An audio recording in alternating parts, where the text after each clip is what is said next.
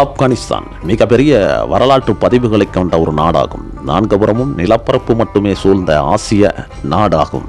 ஆப்கானிஸ்தான் நாடு ஐரோப்பா ஆசிய கண்டத்தின் சந்திக்கும் புள்ளியாக உள்ள ஒரு நாடும் கூட. அதனால் தான் என்னவோ இந்த ஆப்கானிஸ்தான் நாட்டை தன்வசம் பாதுகாத்துக் கொள்ள பல உலக நாட்டு பேரரசுகள் இந்த ஆப்கானிஸ்தான் நாட்டின் மீது போர் தொடுத்த வரலாறுகள் நிறைய உள்ளன.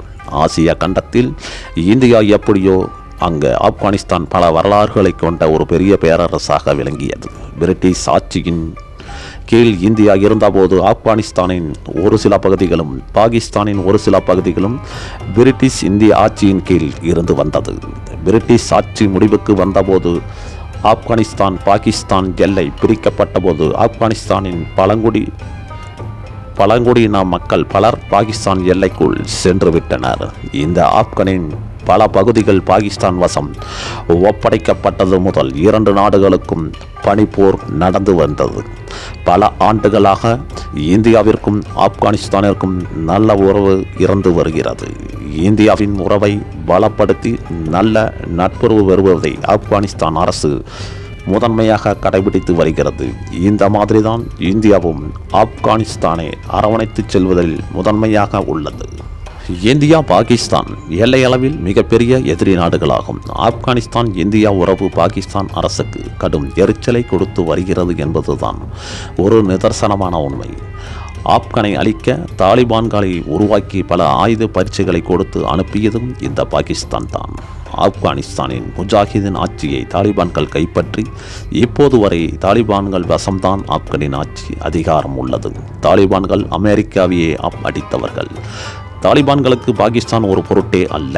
பாகிஸ்தான் வளர்த்த தாலிபான்கள் என்னும் கிடா பாகிஸ்தான் நெஞ்சில் சமயம் பார்த்து பாய துடித்து கொண்டிருக்கிறது.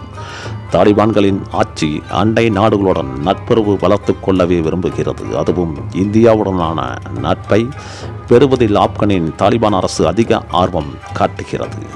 இந்தியா ஆப்கான் உறவுதான் பாகிஸ்தான் போர் தொடுக்க ஒரு முக்கியமான காரணமாகும்.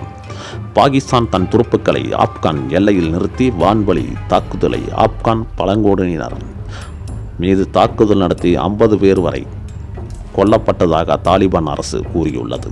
தாலிபான்கள் பாகிஸ்தானுக்கு தக்க பதிலடி கொடுக்க நாங்கள் ஒருபோதும் தயங்க மாட்டோம் என்று கூறி ஆப்கான் பாக் எல்லையில் 15,000 தரைப்படை வீரர்களை நிறுத்தியுள்ளனர். இதை சற்றும் எதிர்பார்க்கவில்லை பாகிஸ்தான். தாலிபான் வீரர்கள் பாகிஸ்தான் இராணுவத்தை கண்டபடி சுட்டு வீழ்த்தி வருகிறார்கள். இதுவரை பாகிஸ்தான் இராணுவத்தில் 50 பேர் வரை கொல்லப்பட்டிருக்கலாம் என்று தகவல் சொல்லப்படுகிறது.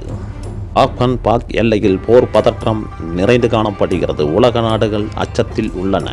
பாகிஸ்தான் அரசு தாலிபான்கள் இந்த அடி அடிப்பார்கள் என்று கொஞ்சம் கூட எதிர்பார்க்கவில்லை.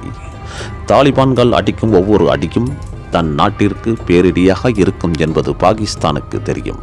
தாலிபான்களின் உண்மையான பலம் பாகிஸ்தான் அரசுக்கு மட்டுமே நன்றாக தெரியும். பாகிஸ்தான் திருப்பி போர் தொடுத்தால் ஆப்கான் நாட்டில் அழிக்க ஒன்றும் இல்லை. ஏற்கனவே அமெரிக்கா பலமுறை போர் தொடுத்து ஆப்கானை அடித்துள்ளது.